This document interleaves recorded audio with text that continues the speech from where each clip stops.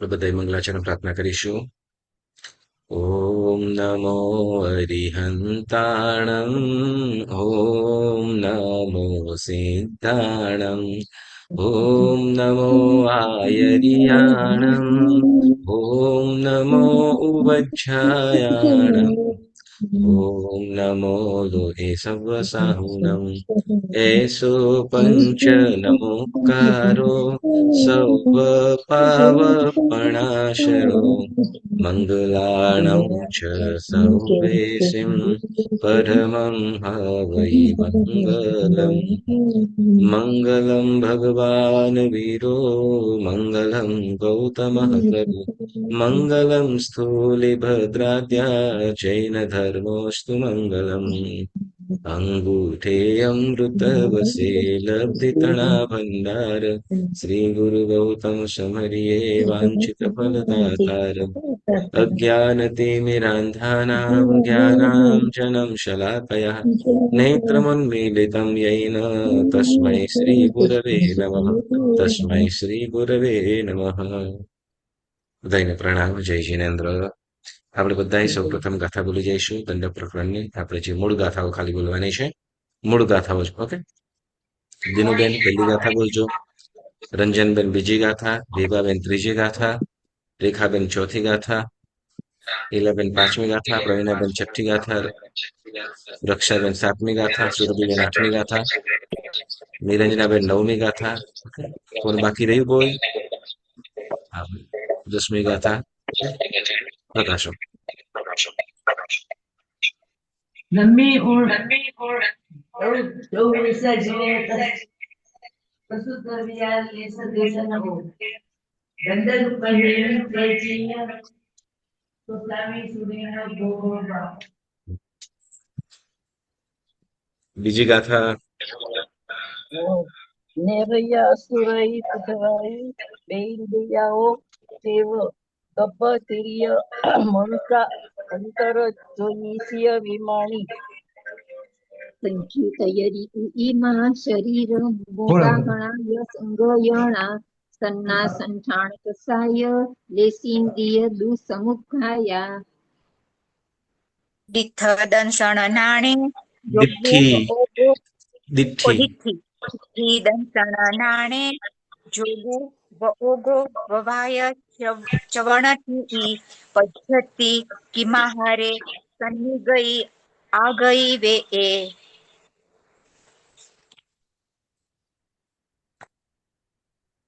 ચોથી પ્રકાશો. ચોથી બોલ. પાંચમી.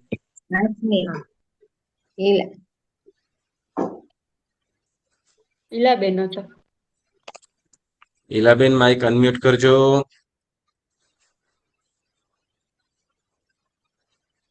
છો તિર્ય વાઉસુ મણુ આણમ પંચ શેષતિ શરીરા થાવર ચૌગે દુહ ઓ અંગુલ અસંખ ભાગ તણુ સવેસી બીજહના સહાવ્યમ અંગુલસ અંશ ખંસો અસ ખંસો ઉકોશ પણ સગય ગણુ નેરૈયા સત હથ સુરા. પછી ઉત્કોશ પણ સય સય ઘણું ઘણું કે ધણું? ધણું હા. ધણું ઉકોશ પય સય ધણું નેરૈયા સત પણસય ધણું નેરૈયા સત હથ સુરા. ગભતી સહસ જોયણ વણસઈ અહ્ય જોયણ સહસ નર તેંદી ગાઉ બેંદ્ય જોયણ બાર. જોયણ મેઘમ ચૌરિંદી દેહ મુચ્ચતણમ સુઅભણી વિઉવિય દેહ પુણ અંગુલ શંખ સમારંભે. દેવ નર વૈયલ પુખં તિર્યાય નવય જોયન સયાઈ દુર્ગુણમ તુ નારાયણમ ભણિયમ વેઉવિય શરીરમ.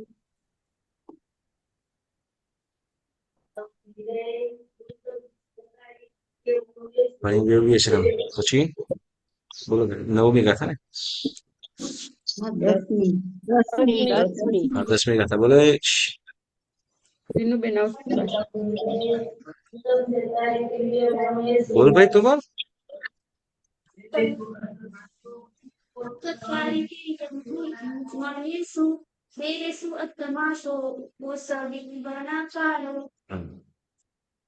બેજુબેન પ્રકાશો 11મી ગાથા આવશે. પ્રકાશમાં પહેલી ગાથા વાળા 11મી બોલો.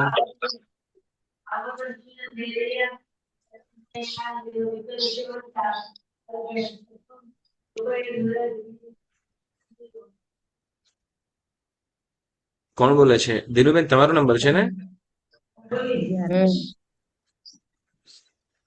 અવાજ કપાય છે. હા બીજી ગાથા કોણ બોલ્યું તું?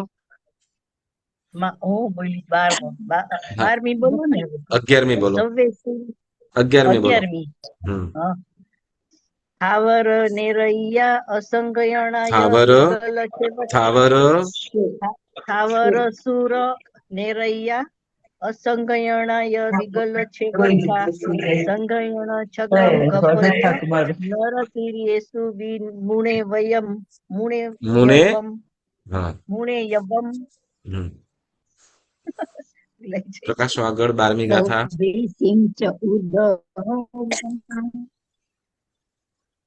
સવ્વે સિંહ ચ ઉદહ વા સન્ના સવ્વે સુરાય ચ ઉરંસા નરતિરિચ્છ સંઠાણા હુંડા વિગલિંદી નેરઈ આ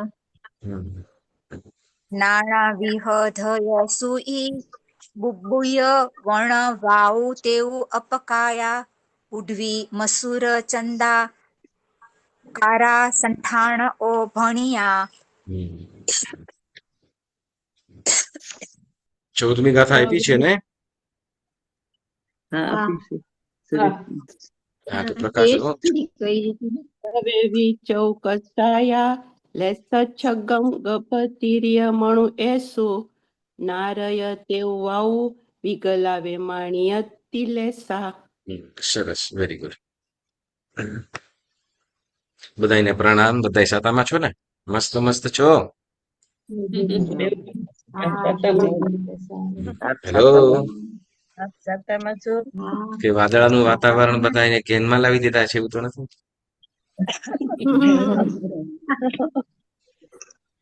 ચાલ સરસ. ઓકે, આપણે દંડ પ્રકરણમાં શરીર, અવગાહના, સંઘયન અને સંજ્ઞા આ 4 વાર આપણે જોઈ ગયા, બરાબર ને? શરીર કેટલા છે? કયા કયા?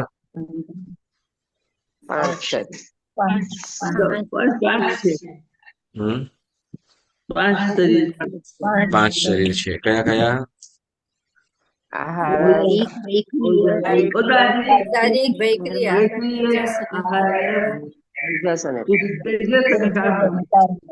ઓકે ચાલો. હવે આ શરીરમાંથી એક જ પ્રશ્ન કરીશ. ઓકે, કયા શરીરનો કાળ સૌથી ઓછામાં ઓછો છે?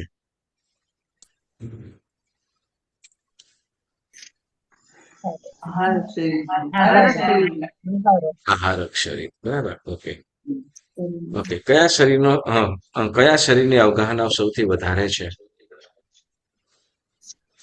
ઔદારિક.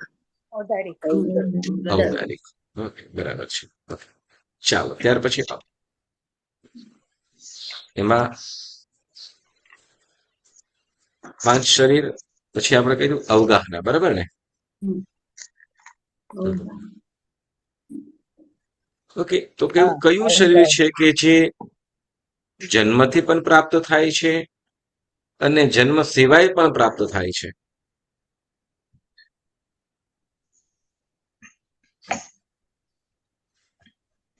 વૈક્રિય શરીર. કેવી રીતે? દેવોને અને નારકોને ભવ પ્રત્યેક હોય એટલે જન્મથી હોય, અને મનુષ્યને ગર્ભસ્થિર્યંશ ને વાયુકાયને લબ્ધિથી પ્રાપ્ત થાય. દેવ અને નારકને જન્મથી પ્રાપ્ત થાય છે અને મનુષ્ય અને તિર્યંશને લબ્ધિથી પ્રાપ્ત થાય છે. બરાબર છે. યસ. ઓકે. પછી આપણે સંઘયનની વાત કરીએ. સંઘયન કેટલા પ્રકારના છે? છ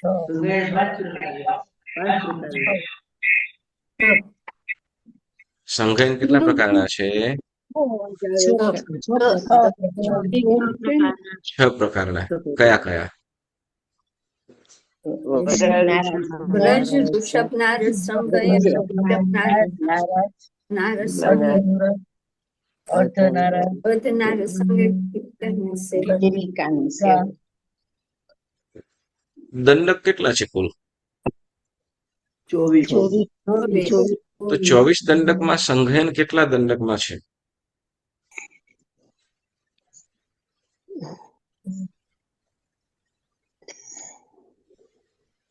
5 દંડકમાં છે. વિચાર કરી લ્યો. 5 5 છે પાકું? કયા કયા બોલી જાઓ. વિકલેન્દ્રિય ગર્ભજ મનુષ્ય ને 6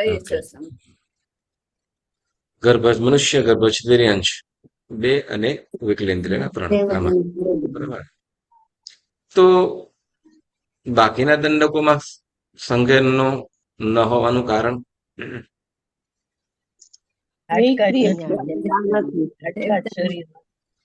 હાડકા નથી. જ્યાં સંઘયન એટલે હાડકાનું મજબૂતાઈ, પરંતુ જ્યાં હાડકા નથી તો ત્યાં સંઘયન પણ નથી. બરાબર. ઓકે, સરસ. ઓકે, ત્યાર પછી આપણે સંજ્ઞા દ્વાર કીધું હતું. બરાબર ને?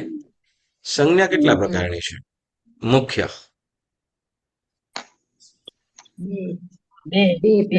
કઈ કઈ? જ્ઞાન સંજ્ઞા અને અનુભવ સંજ્ઞા. જ્ઞાન સંજ્ઞા અને અનુભવ સંજ્ઞા. બોલો, જ્ઞાન સંજ્ઞા શેનાથી પ્રાપ્ત થાય છે અને અનુભવ સંજ્ઞા શેનાથી પ્રાપ્ત થાય છે?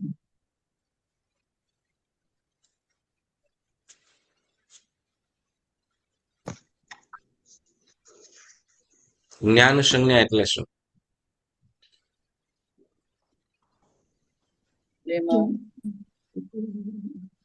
જે 8 જ્ઞાન છે. 5 જ્ઞાન પ્લસ 3 અજ્ઞાન.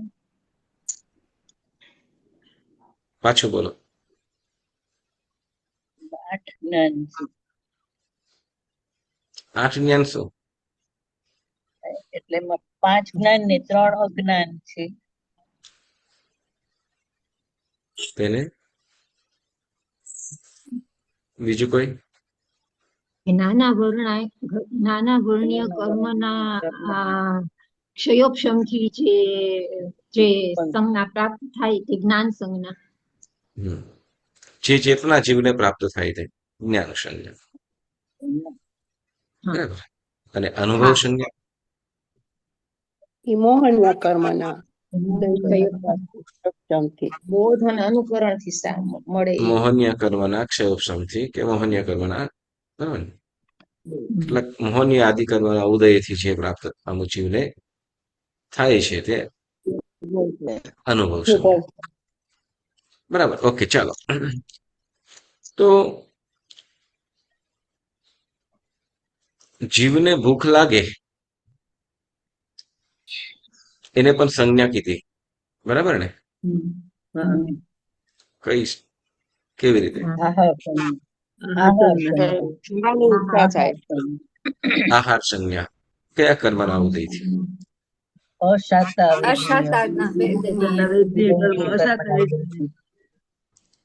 સહજ આપણે એમ કહેવાય કે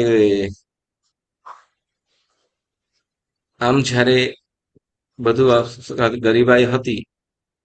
ગરીબી હતી ત્યારે એકદમ શું કહેવાય કે એવા સરળ, નમ્ર, વિનમ્ર, અને એ જ જયારે ધન સંપત્તિ વાળો થયો અને અહંકારને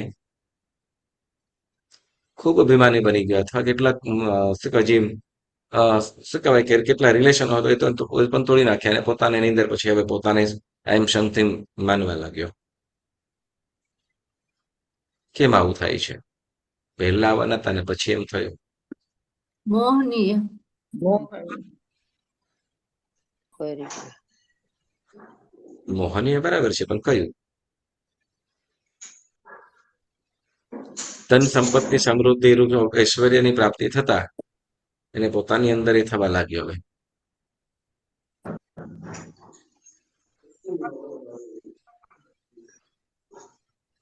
માન સંજ્ઞા કઈ? માન માન. કયા કર્મના ઉદય? લોભ મોહનીય. લ્યો, માન લોભ કેવી રીતે આવે?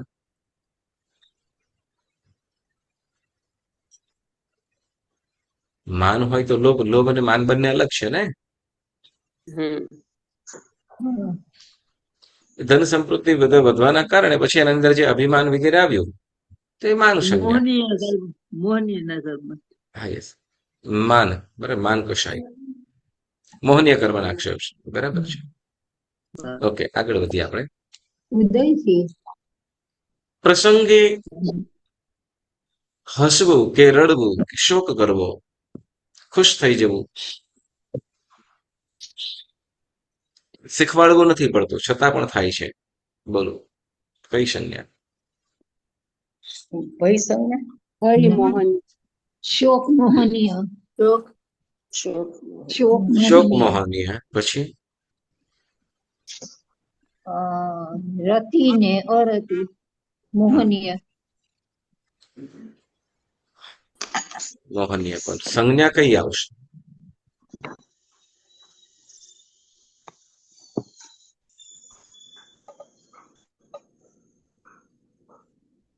હાસ્ય સંજ્ઞા, શોક સંજ્ઞા અથવા રતિ સંજ્ઞા. જેમ સંજ્ઞા એટલે કે એને તે વખતે પ્રસંગે કહેવું નથી પડતું, પરંતુ સહજતી રીતે થઈ જાય છે. કોઈ કઈ એવું દ્રશ્ય જોવામાં આવ્યું, બરાબર, કે જેમાં હસવું આવી ગયું, હાસ્ય મોહનીય, હસવું આવું એક પ્રકારની સંજ્ઞા છે. કઈ પ્રસંગ થતા સહજ રીતે રડવું પણ આવી ગયું, બરાબર છે. શીખવાડવું તો નથી પડતું, બરાબર છે ને. શીખવાડવું પડે? આમ કહીએ કે આપણે શું કે સહજ રીતે એમ કે રડવું છે, એમ કે રડીને બતાવો એમ કે તો રડી શકીએ? હા, બરાબર. તો એમ કે હસો એમ કે તો જેમ કેટલુંક હસો ડુપ્લિકેટ હસી શકીએ, આર્ટિફિશિયલ. એવી રીતે પણ જે કેટલીક વસ્તુ પ્રસંગે જ થાય, કેવું ન પડે. તો આ પણ એક પ્રકારની જીવની સંજ્ઞાઓ, જેને સંજ્ઞાઓ કીધી છે. ઓકે, એકેન્દ્રિયોમાં પણ આ સંજ્ઞા ઘટે છે, બરાબર ને. આહાર, ભય, મૈથુન, પરિગ્રહ, વળી ભય, શોક, માન આદિ એકેન્દ્રિય જીવોની અંદર પણ ઘટે છે. ઓકે, એક અત્યારે ગયો ને તો એક નવી વસ્તુ પણ જાણવા મળી. જેમ આપણે એકેન્દ્રિય અંદર જે મૈથુન સંજ્ઞાની જે વાત આપણે કરી હતી, બરાબર ને. એકેન્દ્રિય જીવોમાં મૈથુન સંજ્ઞા, જેમાં કુરુબક વૃક્ષની વાત અંદર આપણે સાંભળી છે, પરંતુ જેમ આપણે મૈઝ, મકાઈ કહીએ ને, મકાઈ આપણે મૈઝ જે ઉપયોગ કરીએ છીએ, તો એની પણ ઉપરની છે તરમ, જે બીજી રીતે કહીએ તો ઉપરનો જે ભાગ હોય, તો એનો પણ એ લોકોને એક પરસ્પરસની સ્પર્શ થતો હોય, તો એનાથી પણ ડોળા કે મકાઈની અંદર ફરક પડતો હોય છે. તો એમાં કે એ લોકોની અંદર પણ મૈથુન સંજ્ઞા ઘટે છે. આ અત્યારે રિસેન્ટલી ગયો ને, અત્યારે 2 વીક પહેલા, ત્યારે આ જાણવા મળ્યું કે જેમ કપાસની અંદર તો હોય, કપાસની અંદર એ તો ખ્યાલ હતો જ, પણ આ જે મકાઈ હોય છે તો એની અંદર પણ આવી રીતે હોય છે. એવી રીતે જેમ કેળ છે, ડીઝી બનાના કહીએ તો એની અંદર પણ એવી રીતે હોય છે. યસ, એટલે એકેન્દ્રિયમાં પણ મૈથુન સંજ્ઞા ઘટે છે. આહાર, ભય, મૈથુન, પરિગ્રહ આદિ તો છે જ, પણ એ મૈથુન સંજ્ઞાની અંદર પણ ઘટે છે. એટલે અત્યારે રિસેન્ટલી જાણવા મળ્યું કે મકાઈનો ઉપરના જે જેમ ડોળો નીકળે ને પછી ઉપરનો જે સાવ ઉપરનો ભાગ હોય ને, બરાબર, તો એને પણ એનાથી પણ શું થાય છે તો કે એના એક આજુબાજુની અંદર જે ટચ થતું હોય તો એનો પણ હોય છે. તો મેઘનું સંજ્ઞા ઘટે છે એવું જાણવા મળ્યું. ઓકે, ચાલો. અને ત્યાર પછી આપણે સંજ્ઞા પછી સંસ્થાન દ્વારની વાત કરતા હતા, બરાબર ને? આપણે સંસ્થાન દ્વારની વાત કરતા હતા. હવે સંસ્થાન કેટલા પ્રકારના કીધા છે? 6 પ્રકારે. ઓકે, સંસ્થાન એટલે શું? શરીરનો આકાર, આકૃતિ. શરીરની આકૃતિ, બરાબર? બાહ્ય શરીરની આકૃતિ. સંઘન એટલે તો કે શરીરની અંદર રહેલા જે હાડકા છે, તો હાડકાની મજબૂતાઈ જે છે એને સંઘન કહેવામાં આવ્યું. તો અહીંયા બાહ્ય શરીરની જે આકૃતિ છે, બાહ્ય શરીરની આકૃતિ છે, અને એ આકૃતિને અહીં સંસ્થાન કહેવામાં આવ્યું છે, એટલે કે આકાર, બરાબર? સંસ્થાન એટલે આકાર. તો 6 પ્રકારના કહેવામાં આવ્યા છે. કયા કયા 6 પ્રકારના સંસ્થાન? સમચતુરસ્ર સંસ્થાન, ન્યગ્યોત પરિમંડલ, સાદી, વામન, ઉજ્જર અને હુંડક. બરાબર? તો 6 પ્રકારના સંસ્થાન કીધા. તો આ 6 પ્રકારના સંસ્થાનની અંદર આપણે સમચતુરસ્ર સંસ્થાન સંબંધી વાત કરી ગયા, બરાબર ને? સમચતુરસ્ર સંસ્થાન. તો સમચતુરસ્ર સંસ્થાનની અંદર ચારેય બાજુ કીધી કે કોઈ જે વ્યક્તિ જે સમચતુરસ્ર સંસ્થાન વાળો જીવ છે એ પદ્માસનમાં બેઠો છે. પદ્માસન, બરાબર? તો પદ્માસનની અંદર જે આપણે જે પાછળ જે આપણે નવકાર મહામંત્ર અને એમાં જે લાલ વર્ણની અંદર જે એ સિદ્ધની આકૃતિ બતાવવા જોઈ રહ્યા છે, અથવા જે આપણે ચિંતામણી પાર્શ્વનાથ દાદા કે શાંતિનાથ પ્રભુ વગેરે બેઠેલા ભગવાન છે, બરાબર? તો એ બધા કેવા? તો કે પદ્માસનમાં બેઠા છે. તો એ પદ્માસનની અંદર બેઠેલા એવા એ ભગવાનની જે ચારે બાજુ લઈએ, બરાબર? ચારે બાજુની તો કઈ કહ્યું? તો કે જમણા ઢીચણ થી ડાબો ઢીચણ, બરાબર? પછી ડાબા ઢીચણ થી જમણો ખભો, અને જમણા ખભાથી ડાબો ઢીચણ, એનું માપ, બરાબર? પરસ્પરસ ફરીથી આપણે અહીંયા નજર રાખી લઈશું ટૂંકની અંદર. ડાબા ઢીચણ થી જમણા ઢીચણ સુધી, એટલે આ અંતર છે, બરાબર? પછી ડાબા ઢીચણ થી જમણો ખભો અહીંયા સુધી, અથવા બરાબર? પછી જમણા ખભાથી ડાબો ઢીચણ, બરાબર?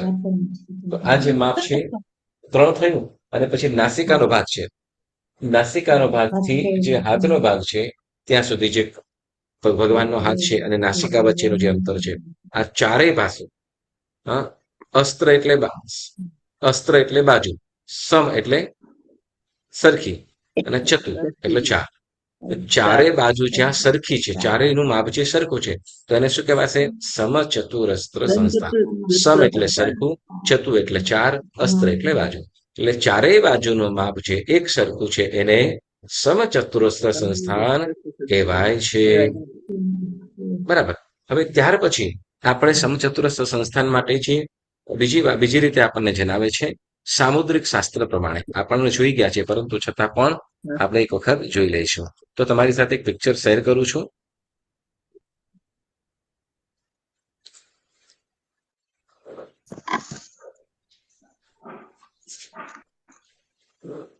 તમને બધાને વચ્ચે અહીંયા એક ભગવાનનો ફોટો દેખાય છે? આવ્યો ને?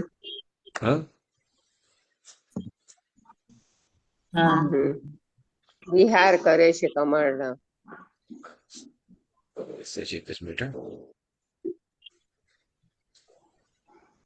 ઓકે, હવે અહીંયા જે પણ ભગવાન છે, આપણા અરિહંત પરમાત્મા છે કે દેવ દેવીઓ છે, તો એ બધાનું સંસ્થાન કેવું છે? સમચતુરસ્ર સંસ્થાન.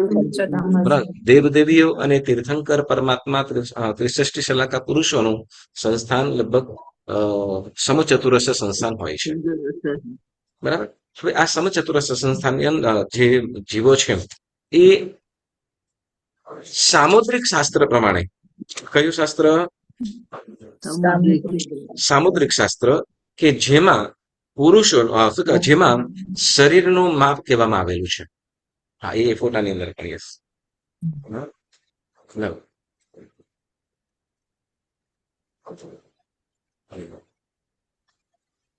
કદાચ આપણે જે જૂના જે દંડક શીખ્યા હતા તો એમાં પણ કદાચ આ કર્યું હશે આપણે. એ ફોટો પછી તમને મોકલાવીશ. ઓકે.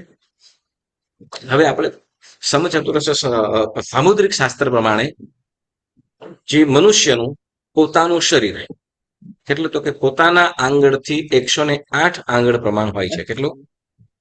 108 પોતાના આંગળથી. કોનું ખાસ અહીંયા કરવાનું છે? સામુદ્રિક શાસ્ત્ર પ્રમાણ, બરાબર. અને પોતાના આંગળથી પોતાનું શરીર કેટલું હોય તો કે 108 અંગુલ, બરાબર. 108 અંગુલ કહેવામાં આવે છે. હવે 108 અંગુલ તો એનું આપણે કેવી રીતે થાય એની આપણે વાત કરીએ છીએ, બરાબર. તો હવે અહીંયા ભગવાન આપણે નીચેથી શરૂ કરીશું, બરાબર. નીચેથી તો નીચેથી આપણે જે જોઈએ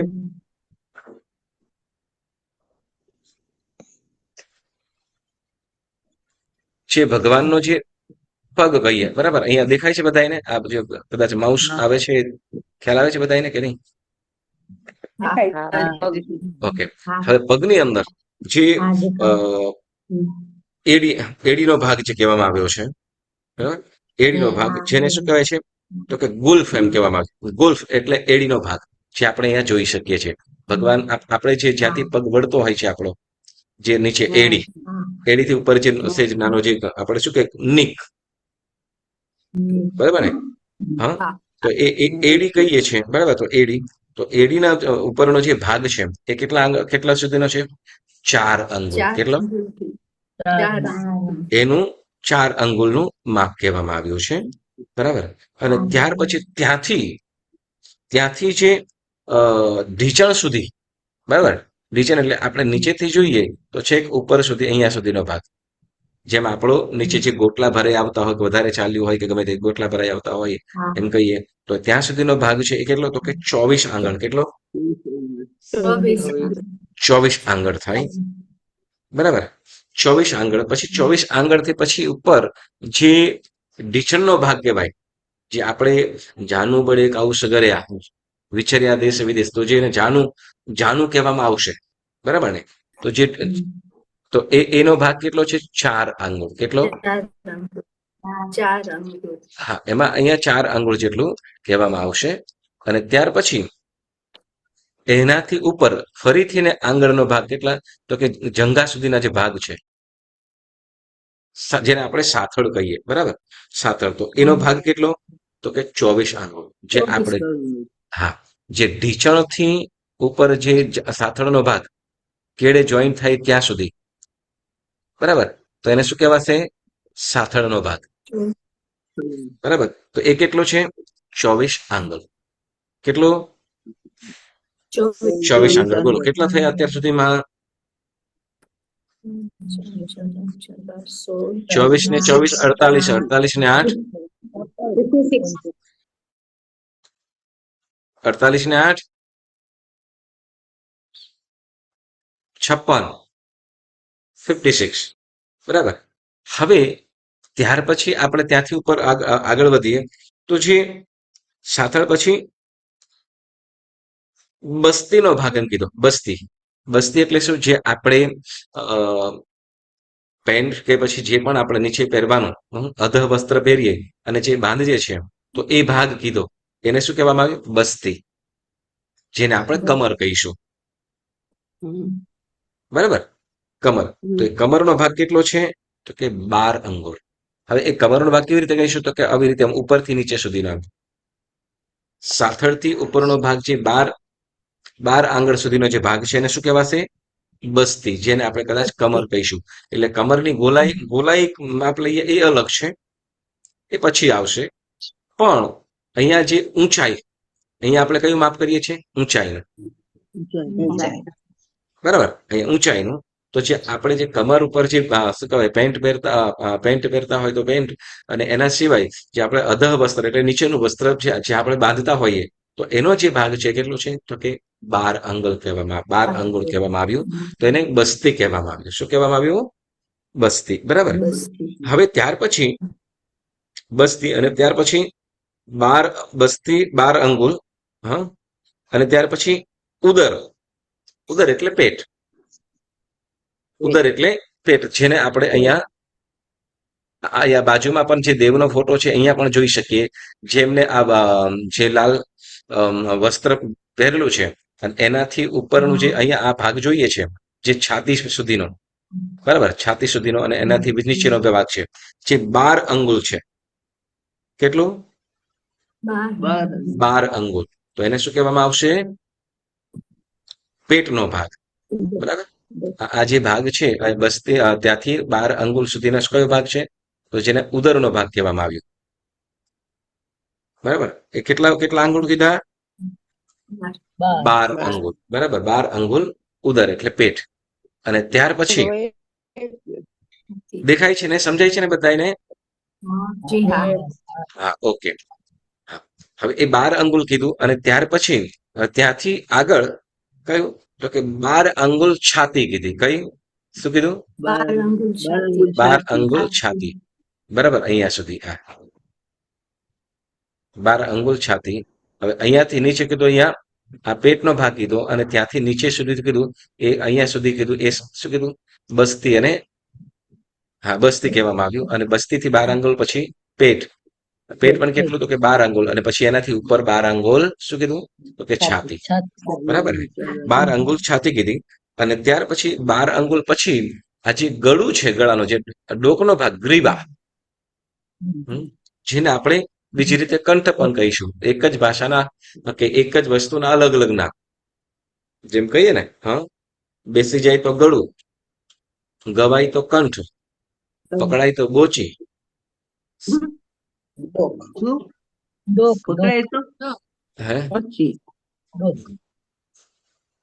હે? ગાય તો કંઠ, બેસી જાય તો ગળું, હલે તો ડોક, પકડાય તો બોચી. એમ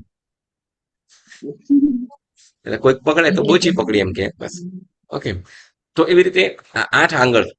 અને ત્યાર પછી જે મુખનો ભાગ છે, બરાબર, મુખનો ભાગ એટલે છે ચીનથી લઈને ઉપર સુધીનો છે. તો એ આ કેટલા? તો કે એ 12 અંગુલ. બરાબર. તો એમ અહીંયા જે આપણે ભગવાનનું જોઈએ તો એમાં પણ 4 અંગુલ ગળું છે, 4 અંગુલ થાય. બરાબર, ગ્રીવા. અને ત્યાર પછી જે ઉપરનો જે ભાગ છે તો એ કેટલા? તો કે 12 અંગુલ. કેટલા? 12 અંગુલ. આમ ટોટલ પોતાને દેહનું માપ પોતાના આંગળથી 108 અંગુળ થાય છે. ખ્યાલ આવ્યો? ઓકે. ફરીથી તમારે બોલવાનું છે. ઓકે, હવે તમારે બોલવાનું છે. ઓકે. જે ઢીચણ છે, તો ઢીચણનો ભાગ કેટલો પ્રમાણ હોય સામુદ્રિક શાસ્ત્ર પ્રમાણે? 4 અંગુલ. ઢીચણનો ભાગ 4 આંગળ. એડી 4 તો ઢીચણનો ભાગ 4 અંગુલ. રેડીનો 4. ઢીચણનો 4 અંગુળ, એડીનો 4 અંગુળ. બરાબર ને? ઓકે. સાથળનો ભાગ, સાથળનું માપ 24 અંગુલ. હે? 24 અંગુળ. બરાબર ને? ઓકે. અને બસ્તી કમરનો ભાગ, 12 પેટનો ભાગ, 12 અંગુલ. છાતીનો ભાગ, 12 અંગુલ. ગળાનો ભાગ,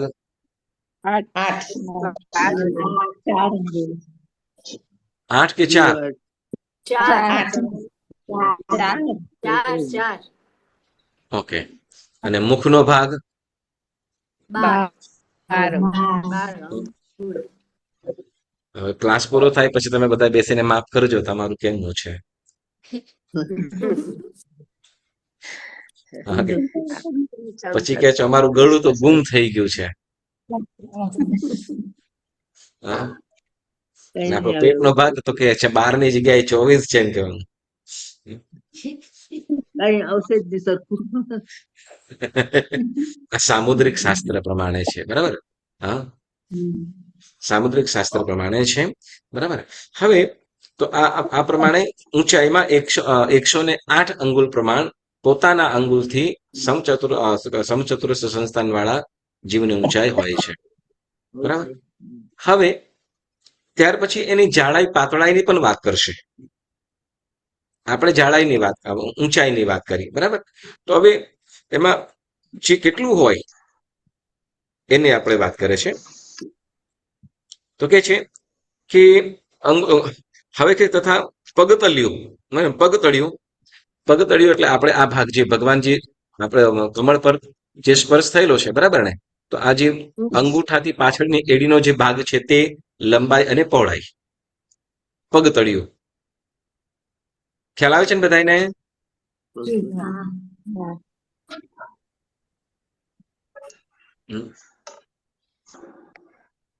અહીંયા આપણે પગ આ જે દેખાય છે, બરાબર, સ્ક્રીન ઉપર આપણે જે જોઈ શકીએ છીએ, તો આ જે અંગૂઠાથી પાછળનો ભાગ અથવા છેલ્લી આંગળીથી અંગૂઠા સુધીનું જે માપ છે એની વાત કરશે, બરાબર. જેને શું કહીશું? તો કે 6 અંગુલ વિસ્તૃત. શું કે છે? 6 અંગુલ પગતળિયું. વિસ્તૃત. હા, પગતળિયું અંગૂઠા સહિત 14 અંગુલ દીર્ઘ, બરાબર. 14 અંગુલ એટલે અહીંયાથી અંગૂઠાથી પાછળનો, બરાબર. અંગૂઠાથી પાછળનો જે ભાગ છે તે કેટલું હોય? 14 અંગુલ. કેટલું? ખ્યાલ આવે છે બધાને? હા. અને ત્યાર પછી જે વિસ્તૃત એટલે 6 અંગુલ વિસ્તૃત એટલે અહીંયા અંગૂઠાથી આપણે છેલ્લી આંગળીથી અંગૂઠો એનું જે પહોળાઈ છે, બરાબર ને, એ કેટલી છે? તો કે 6 અંગુલ ની. કેટલી? 6 અંગુલની, બરાબર. હા, તો એટલી પહોળાઈ હોય. ત્યાર પછી કે છે કેળની લંબાઈ. કઈ? 18 અંગુલ. 18 અંગુલ. હા. હવે આ ઊંચાઈની વાત કરીએ. હવે કેળની ઊંચાઈ કે છે આપણને.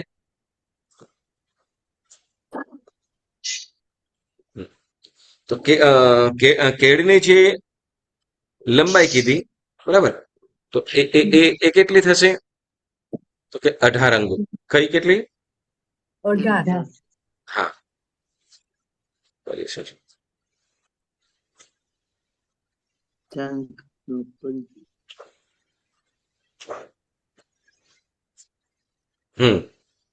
18 અંગુલ. કેળની પહોળાઈ થશે ને. બરાબર. કેળની લંબાઈ એટલે આપણે શું કહેવાય, આપણે જે સાથળ હોય ને, સાથળ,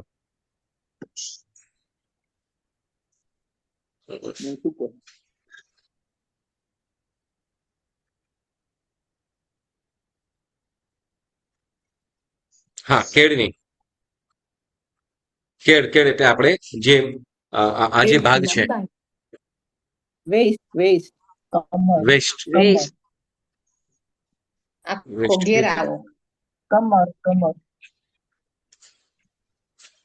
હા, કમરનો જે ઘેરાવો છે તે. કમરનો ઘેરાવો કેટલો છે? 18. સોરી, આમાં કઈક થોડીક મિસ્ટેક લાગે છે. હા, એ પહોળાઈ કહેવાય ને. આ અહીંયાથી લંબાઈ ગણાય છે. વિસ્તાર, સોરી, કેળની લંબાઈ જે છે એ 18 અંગુલ કીધી. લંબાઈ એટલે અહીંયા જે આપણે લંબાઈ, આપણે કેળની જે લંબાઈ કહીશું તે કેળની લંબાઈ એટલે પાછળથી આપણે નીચે ઉપરથી જે નીચેથી ઉપર સુધીની જે લંબાઈ છે તે,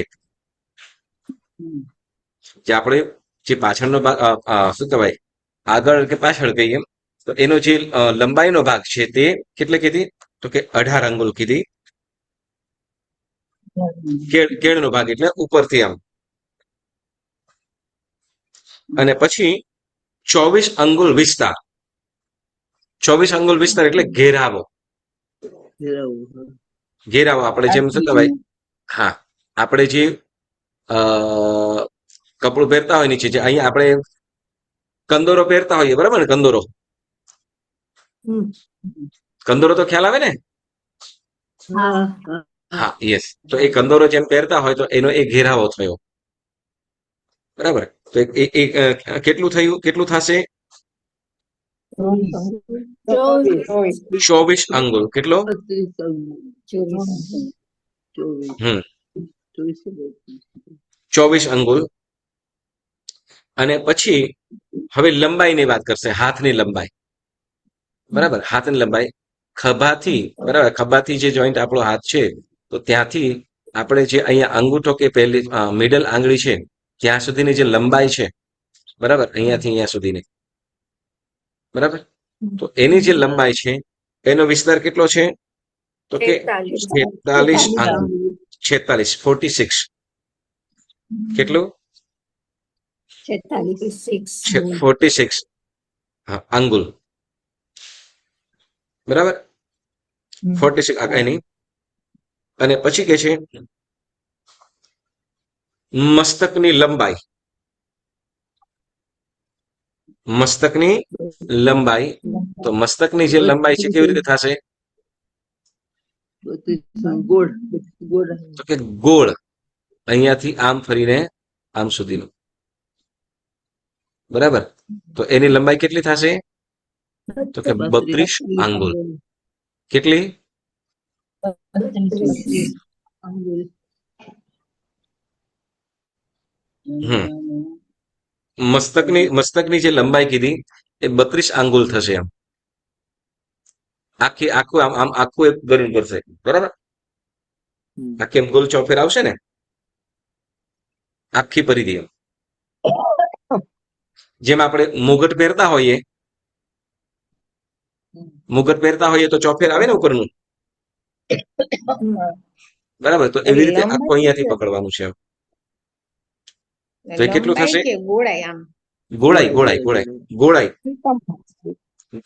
ગોળાઈ લંબાઈ ગોળાઈ ગોળાઈ એટલે ગોળાઈ જે છે એ ગોળાઈને શું કહેવાશે આખું? તો કે એને પછી એ ગોળાઈનું પછી કેટલા અંગુલ પ્રમાણે માપવાનું? તો કે એને શું કહીશું? તો કે 32 અંગુલ. કેટલું? 32 અંગુલ, બરાબર. ત્યાર પછી હવે કે છે જંઘા. જંઘા એટલે સાથળ. આપણે ઢીંચણથી ઉપરનો જે ભાગ, ઢીંચણથી ઉપરનો જે ભાગ છે જંઘા, બરાબર. તો જંઘાનો જે પરિધિ છે, સોરી,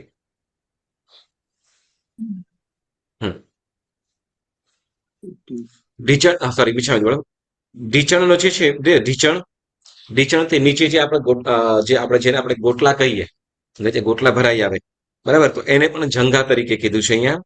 તો એને જે નીચેનો ભાગ છે, ઢીંચણથી નીચેનો ભાગ જે આપણે ગોટલા ભરાઈ આવે એમ કહીએ, તો એનું જે માપ છે એ કેટલું? તો કે 18 અંગુલ. કેટલું કીધું?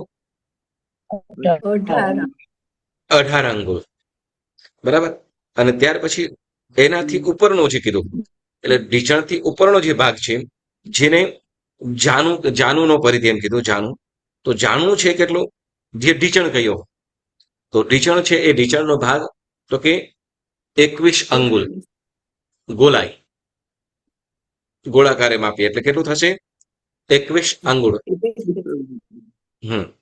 અને પછી સાથળનો પરિધિ. સાથળ એટલે જે ઢીંચણથી ઉપરનો ભાગ અને કેળને જે સ્પર્શને રહેલા છે, બરાબર. તો એ સાથળનો જે ભાગ છે એને શું કેટલું છે? એનું પરિધિ કેટલું કીધું? 32. ઓકે, ચાલો આપણે ચિત્રમાં જોઈ લઈશું. જે આપણે જાણું એક કીધું, જાણું, બરાબર. તો આ જે ભાગ છે એનો માપ કેટલું કીધું? તો કે 18. કેટલું? 18 અંગુલ. અહીંયા જાનુનું માપ કીધું છે, કેટલું કીધું છે?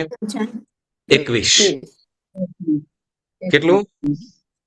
21. હા, 21, બરાબર. અને પછી સાથળનો પરિધિ. સાથળ એટલે આ ભાગ, આ જે છે, ખ્યાલ આવે છે બધાને? બરાબર. તો એનો ભાગ કેટલો છે? 32 અંગુલ. 32 આંગળ. 32 આંગુલ, બરાબર. અને ત્યાર પછી કીધું નાભીથી નીચેનો ભાગ, એટલે જેને આપણે કહીશું કેડ અથવા કમર. આપણે બીજે આની અંદર જોઈએ છીએ તો જેમાં અહીંયા વસ્ત્ર પહેર્યું છે, ધોરી કે નીચેનું અધ વસ્ત્ર જે પહેરેલું છે, આ દેવોનું દ્રશ્ય જોઈએ એ ભાગ, તો એ કેટલું થાય છે? તો કે 46 આંગુળ. કેટલું? 46 આંગુળ. બરાબર. અને ત્યાર પછી છાતી અને પીઠ, છાતી અને પીઠ એ બે મળીને કેટલું? 56 અંગુલ. છાતી અને પીઠ મળીને કેવી રીતે? તો કે આ છાતી આપણે જોઈએ છે, બરાબર ને? આ છાતી છે અને પાછળનો ભાગ છે, તો એ પાછળનો ભાગ પીઠ. તો આ ટોટલ આખું કેટલું થશે? તો કે 56 થાય. બરાબર. હા, તો છાતી અને પીઠ બે મળીને પરિધિ એટલે ગોળ. પરિધિ એટલે શું? ગોળાક, રાઉન્ડ લેવાનું. બરાબર. તો એ પરિધિ કેટલા થશે? 56. કેટલો? 56. બરાબર. 56 અંગુલ. અને ત્યાર પછી ગ્રીવા. બરાબર. ગ્રીવા આપણે ત્યાં ઊંચાઈ પ્રમાણે કીધું તો ત્યાં કેટલું કીધું? 4 અંગુલ. બરાબર. ઊંચાઈ પ્રમાણે કીધું ત્યારે 4, પણ જ્યારે પરિધિ કહીએ એટલે ગોળાકાર સમજવાનું. બરાબર ને? ચારો તરફ આમ. બરાબર. તો એ કેટલું થશે? તો 24 અંગુલ કહેવાય છે. બરાબર. તો આ પ્રમાણે સામુદ્રિક શાસ્ત્ર પ્રમાણે સમચતુરસ્ર સંસ્થાન વાળા જીવનું દેહનું પ્રમાણ કહેવામાં આવેલું છે. સમચતુરસ્ર સંસ્થાન પ્રમાણે આ પ્રમાણનું માપ કહેવામાં આવ્યું છે. ફરીથી આપણે જોઈ લઈશું છે. બરાબર. તો કેવી રીતે? તો કે પગતળિયું 14 અંગુલ લાંબુ અને 6 આંગળ પહોળું. કેળની લંબાઈ તો કે 18 અંગુલ. છાતીનો વિસ્તાર તો કે 24 અંગુલ. હાથની લંબાઈ તો કે 46 અંગુલ. મસ્તકની લંબાઈ તો કે 32 અંગુલ. જંઘાનો પરિધિ તો કે 18 અંગુલ. જાણુનો પરિધિ તો કે 21 અંગુલ. સાથળનો પરિધિ તો કે 32 અંગુલ. નાભીથી નીચેનો પરિધિ એટલે કમર જેને કહીશું આપણે, બરાબર, 46 અંગુલ. અને છાતી અને પીઠ આ બંનેનો પરિધિ તો કે 56 અંગુલ તથા ગ્રીવા એટલે ડોક એનો તો કે 24 અંગુલ. એ પ્રમાણે સામુદ્રિક શાસ્ત્ર પ્રમાણે સમચતુરસ્ર વાળા સમચતુરસ્ર સંસ્થાન વાળા જીવનું શરીરનું માપ કહેવામાં આવેલું છે. બરાબર. તો આ પ્રમાણે આપણે સમચતુરસ્ર સંસ્થાનની આપણે વાત શીખ્યા. અને ત્યાર પછી હવે આપણે ન્યગ્રોધ પરિમંડળ, સાદી, વામન, કુબ્જ અને હુંડક એ સંસ્થાન વાળા જીવોની વાતો પણ આપણે કરીશું. બરાબર. તો આમાં કોઈને કાંઈ પ્રશ્ન? આમાં કોઈને કાંઈ પ્રશ્ન સમજાયો ને? સરસ. ઓકે. તો પ્રશ્ન તો હું જ કરું, ચાલો ને. તો સમચતુરસ્ર સંસ્થાન એટલે શું?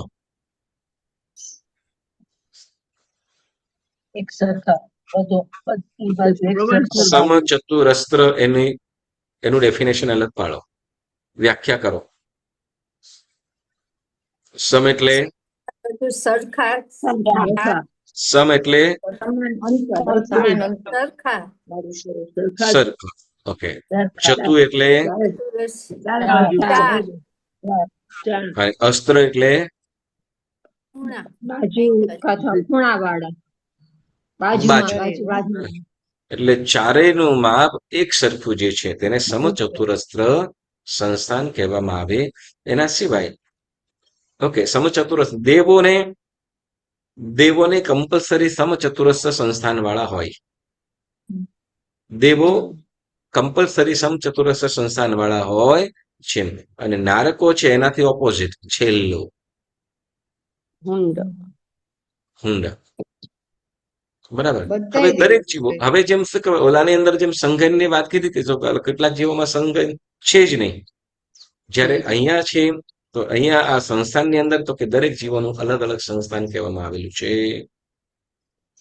બરાબર. તો ચાલો હવે ન્યગ્રોધ પરિમંડળ સંસ્થાન. ન્યગ્રોધ પરિમંડળ સંસ્થાન, તો એ ન્યગ્રોધ પરિમંડળ કેવું છે એની વાત કરે છે. ખોલજો બુકની અંદર જોજો. તો કે ન્યગ્રોધ પરિમંડળ સંસ્થાન એટલે કે વડ વૃક્ષની પેઠે વડ વૃક્ષની પેઠે પરિમંડલ એટલે ચારે તરફથી ઉપરથી મંડલાકાર, ઉપરથી મંડલાકાર ગોળાકાર, ઉપરથી કેવું છે ગોળ આકાર. નાભીથી ઉપરના અવયવો, નાભીથી ઉપરના અવયવો પ્રમાણયુક્ત હોય અને નાભીથી નીચેના અવયવો પ્રમાણ રહિત હોય. જેમ ઓલો વડલો હોય ને વડ, તો ઉપર જોઈએ તો એને ઉપર જોવામાં આવે તો કે આમ એકદમ ઘટાદાર ને ગોળ જોવામાં આવે, પણ જયારે નીચે જોઈએ તો કે દાડો કઈ અલગ અલગ ઠેકાણે હોય ને વળી એમાં પાછી વળવાઈ નીકળીને પછી થડ ક્યાં છે એ જ ખબર ન પડે. જેમ જૂનું એકદમ જૂનું વૃક્ષ હોય, હા સમજો કે 500 600 800 1000 વર્ષ જૂનું હોય, તો એ વૃક્ષ પછી એનું ઓરિજિનલ થડ ક્યાં છે જ ખબર ન પડે, કેમ કે બધે જ્યાં વળવાયો આવી હોય જમીનને ટચ થઈને પછી ત્યાંથી એનું આગળ ગ્રો થવા લાગેલું હોય. બરાબર, તો એમ એટલે નીચેનું કોઈ માપ ફિક્સ હોય નહીં, ઉપરનું ફિક્સ દેખાય પણ નીચેનું ફિક્સ દેખાય નહીં. તો એ પ્રમાણે શું કે છે કે કેટલાક જીવો હશે તો કે નાભીથી નીચે, નાભીથી ઉપરના અવયવો એટલે તો કે છાતી, હાથ, માથું, હા પીઠ વગેરે પ્રમાણસર. એટલે છાતી, પીઠ, પેટ, હાથ અને માથું આ અવયવો કેવા હોય પ્રમાણસર હોય. જે સામુદ્રિક શાસ્ત્રની અંદર કહેવામાં આવ્યું એ પ્રમાણે પ્રમાણસર હોય. પણ નાભીથી નીચેના અવયવો એટલે કે સાથળ છે કે પગ છે, ઢીંચણ છે કે પગતળિયા છે, તો એ માપ વગરનું હોય, નાનું પણ હોય અથવા વધારે પડતું લાંબુ હોય, ટૂંકું પણ હોય, વળી ગયેલું હોય. તો આવા પ્રકારનો જે આકાર છે એટલે નાભીથી નીચેના અવયવો કેવા છે પ્રમાણ રહિત. જેમ નાભીથી નીચેના અવયવો જેમ આપણે કીધું ને બસ્તી કીધી તો કે 12 અંગુલની કીધી, બરાબર. અને કેળનો વિસ્તાર, કેળનો વિસ્તાર કેટલો કીધો 24 અંગુલ ને કે 32 અંગુલ. તો એ બધી વસ્તુઓ જે છે બરાબર ને, તો એને એ કેવું હોય તો કે વધારે લાંબુ પણ હોય અથવા ટૂંકું પણ હોય, તો પ્રમાણ રહિત હોય. તો એને કયું સંસ્થાન કહેવામાં આવે છે ન્યગ્રોધ પરિમંડલ. કયું? એટલે આ માત્ર વૃક્ષ માટે નથી, હા વૃક્ષ માટે નથી, વૃક્ષને આપણે કદાચ સમજી લેવાનું, પણ મનુષ્ય માટેની પણ વાતો છે કે જે નાભીથી નીચેના અવયવો છે પ્રમાણથી રહિત હોય અને નાભીથી ઉપરના અવયવો પ્રમાણ સહિત હોય એટલે કે માપસરના હોય, તો એને ન્યગ્રોધ પરિમંડલ સંસ્થાન કહેવામાં આવ્યું. હવે આનાથી ઉપર, આનાથી ઉલટું કરી દેવાનું, તો થઈ ગયું કયું તો કે સાદી સંસ્થાન. એટલે તો કે નાભીથી નીચેના અવયવો એટલે કે જંઘા, સાથળ, ઢીંચણ, નીક, હા કે બસ્તી કે કેળ, તો આ બધા અવયવો કેવા કીધા તો કે પ્રમાણસર હોય, માપસરના હોય. પણ ઉપર તો કે નાભીથી ઉપરના એટલે પેટ કદાચ વધારે પડતું લાંબુ હોય, છાતી ટૂંકી હોય, પાછળ કદાચ પીઠ વાંકી વળી ગયેલી હોય કે ગમે ત્યાં, અને ડોક કદાચ લાંબી પણ હોય અથવા માપસરની અથવા ટૂંકી પણ હોય. તો જે અવયવો છે એ કેવા હોય તો કે માપ વગરના હોય. કયું માપ તો કે જે અહીંયા સામુદ્રિક શાસ્ત્ર પ્રમાણે જે કહેવામાં આવ્યું છે એ માપ રહિત હોય, તો એવા સંસ્થાનને શું કહેવામાં આવ્યું છે તો કે સાદી સંસ્થાન. બરાબર. ન્યગ્રોધ પરિમંડળમાં શું છે તો કે નાભીથી ઉપરના અવયવો પ્રમાણ સહિત હોય અને નાભીથી નીચેના અવયવો પ્રમાણ રહિત હોય, માપ રહિત હોય, તો એને ન્યગ્રોધ પરિમંડળ સંસ્થાન કહેવામાં આવ્યું. અને એના સિવાય અને સાદી સંસ્થાનમાં તો કે નાભીથી નીચેના અવયવો છે એ પ્રમાણ સહિત હોય અને નાભીથી ઉપરના અવયવો પ્રમાણથી રહિત હોય, તો તેને સાદી સંસ્થાન કહેવામાં આવ્યું. બોલો કેટલા 3 સંસ્થાનની વાત થઈ? સમચતુરસ્ર સંસ્થાન, ન્યગ્રોધ પરિમંડળ અને સાદી. બરાબર. પછી ચોથું કયું છે?